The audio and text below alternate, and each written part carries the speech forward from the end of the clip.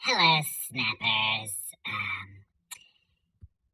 I've been a little out of pocket for the last 3 or so weeks, and I'd like to give y'all an update. This might be a convoluted story, but if you just pay attention, I think you'll be able to follow along. Now, the story starts, I was driving back to work after my lunch break when I was rear-ended by a crazy bitch who was driving a white Jetta.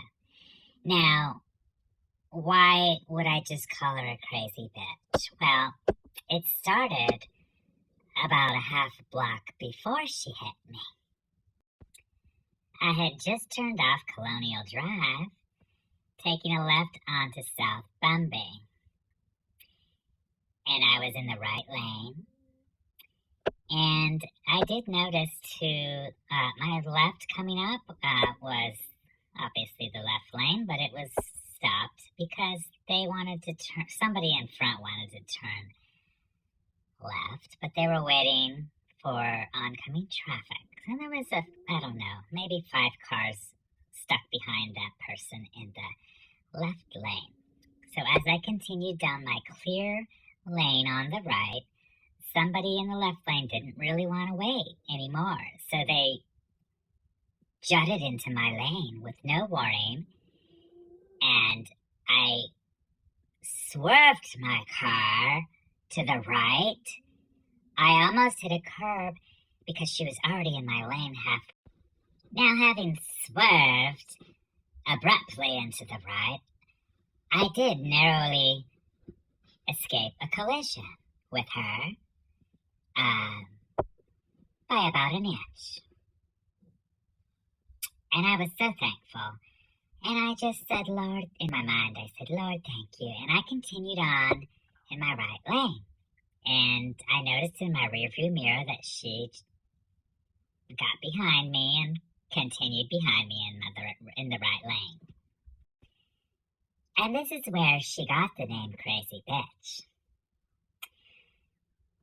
But I let it go. And I continued on down the right lane at a leisurely pace. And I'm passing the Drunken Monkey. And you know, after the Drunken Monkey is the Beefy King. And you know, this is just after lunch, so people are still getting their beefy sandwiches.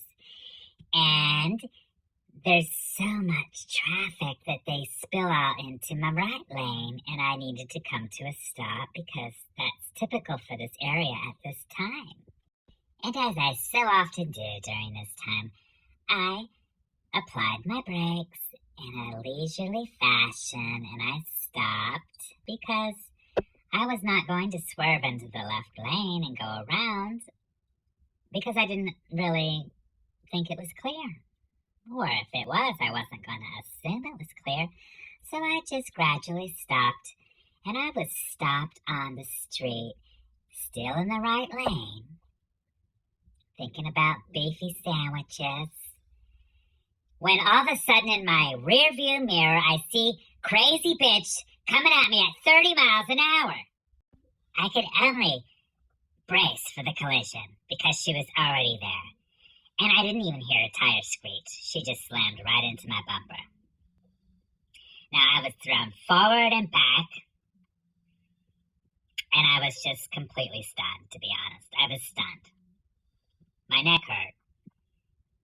My upper back hurt immediately, but I thought, I'm going to give it a little massage. I'm going to call 911, which I did. Now, I sat there stunned for less than 2 minutes before a cop who was already in the area arrived on the scene.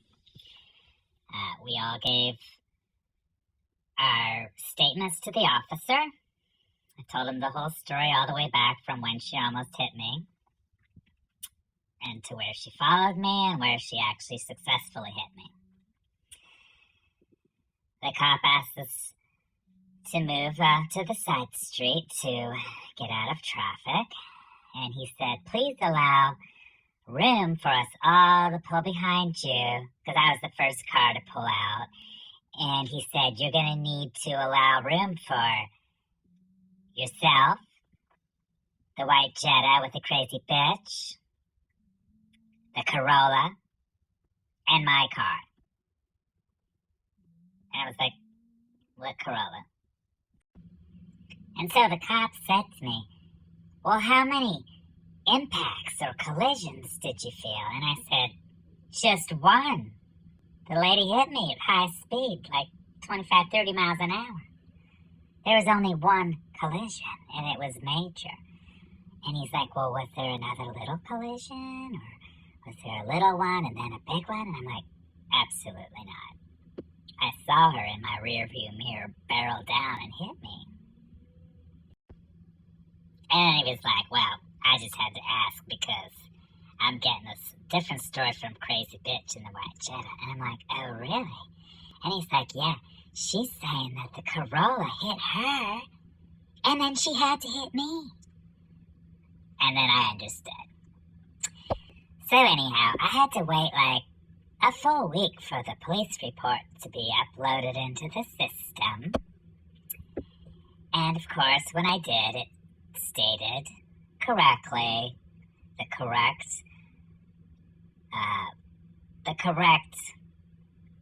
succession of collisions where Crazy Bitch hit me hard, and then the poor little lady in the Corolla really had no choice but to screech to a halt and lightly tap her from behind again. Now, this is entirely a side note, but I think it's important to say at this time that the poor little lady in the Corolla was on her way to Beefy King to get one of those big old beefy sandwiches, and her whole lunch was interrupted by this fucking disaster. Now, the reason I think that's important, side note, is because everyone in Orlando knows where Beefy King is. It's been in the same place for 50 or 60 years. And this lady knows where Beefy King is. I'm talking about Corolla lady. She was planning to come to a slow, reasonable turn to the right to get into the Beefy King. She knew there was the Beefy King right there. But she did not know, following behind somebody driving 30 miles an hour, that she would be abruptly halted when that crazy bitch in the white Jetta slammed into my back of my car. Now, for those of you who have stuck with me for this long for this story, I know all of you are wondering if I have fucking neck rolls or neck jowls, because this here right here, that is the fucking result of another incident that had to be repaired with titanium plates and titanium screws in the month of June of this very year. My neck is not to be trifled with, especially at such a vulnerable time. The rest of the afternoon was spent at the urgent care, getting my entire spine scanned, and the hardware and the screws evaluated to see if everything was in place. We were awaiting those results. I won't bore you with those details. I've been on drugs for the last 2 weeks with all the anti-inflammatories and the painkillers, and we're going to see where this ends up after all that's done. But the next chapter of this story, if you want to hang out, is me dealing with 3 different insurance companies. I'll try to breeze through some of the more monotonous details. But initially, of course, I filed my report with my own insurance company and advised them that the person at fault had Progressive Insurance, and the third person, the Corolla, had State Farm.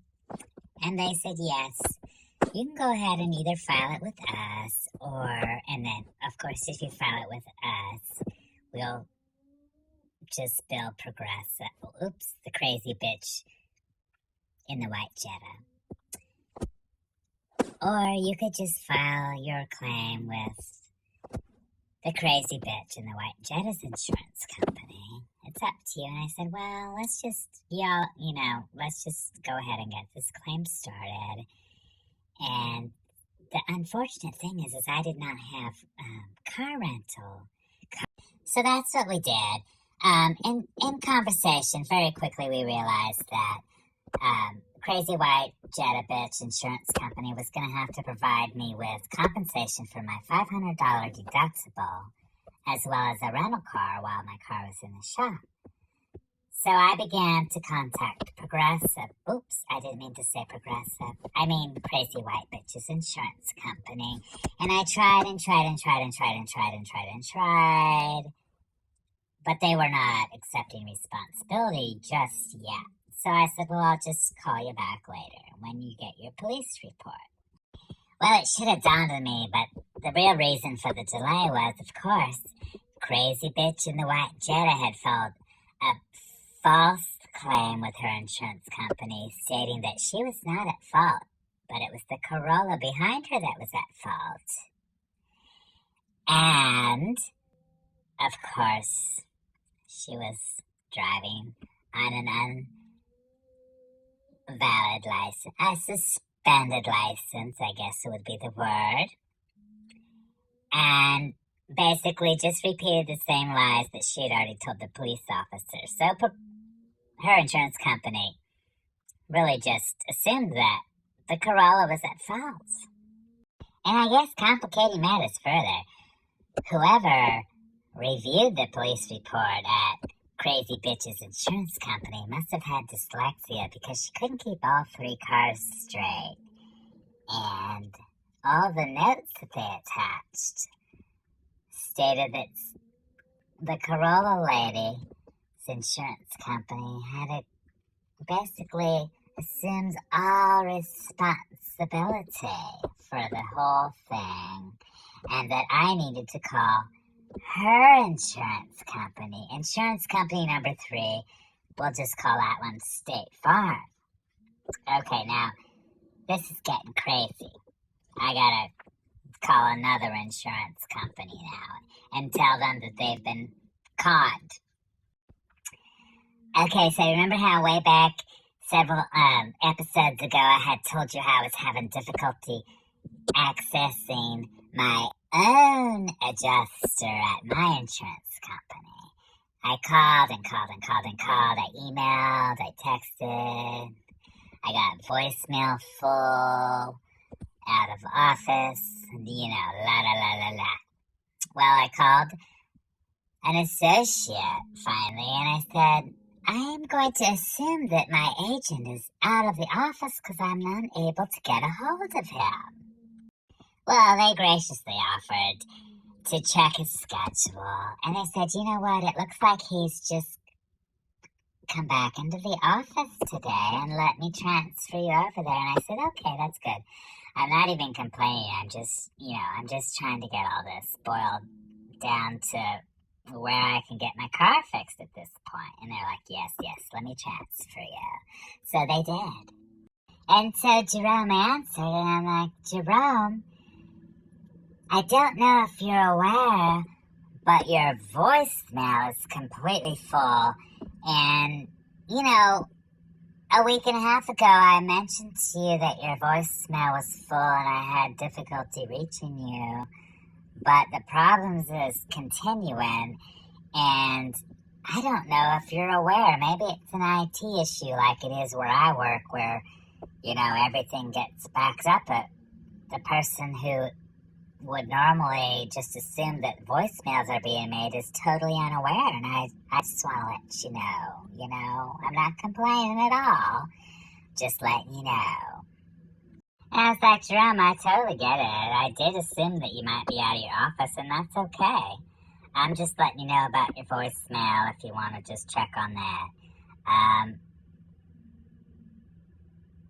And I did assume that you were out of the office. It's not a big deal.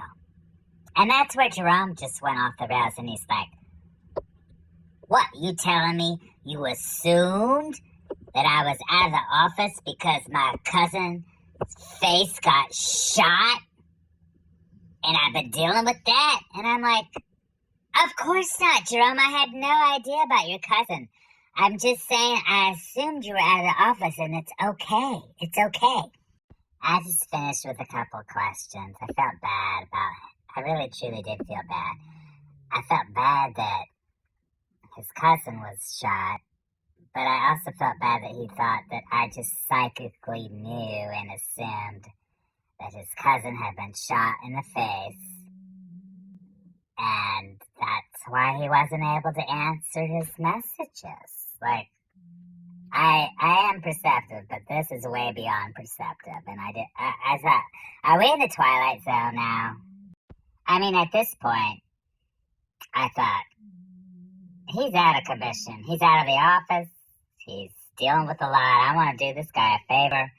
I'm just gonna finish my claim with crazy white Jetta, crazy bitch.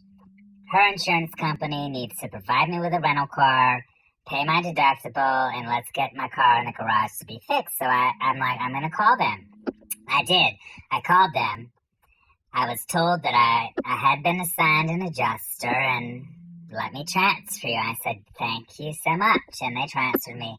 And wouldn't you know, it said Hector is out of the office for an undetermined amount of time. We don't know when Hector's coming back, it said. Out of the office, it said. Hector will not be in. We don't know when Hector... I'm thinking, having just gotten off the phone with my insurance agent, adjuster, his name was Jerome, his cousin's face was just shot off, and now I'm calling Progressive, the crazy white bitch's adjuster, and his name Hector, and he's out of office. First thing, honestly, don't blame me, but I thought, is Hector the cousin of Jerome, and that's why he's not coming back? I did not ask these questions.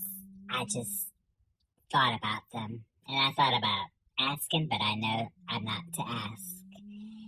I did ask a lot of other questions, namely, how the fuck did crazy bitch with a white Jetta convince you all that the Corolla lady who just wanted a beefy sandwich was going to be blamed for all of this when she had nothing to do with it except that she was in the wrong place at the wrong time?